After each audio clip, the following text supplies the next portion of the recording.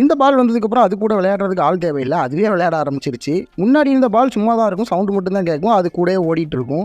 But இந்த பால் அதுவும் ஓடுறது இல்லாமல் ரோலக்ஸையும் கூட ஓட வைக்கிது. அதனால அதுக்கு நல்ல ஒரு ஆக்டிவிட்டியாக இருக்குது.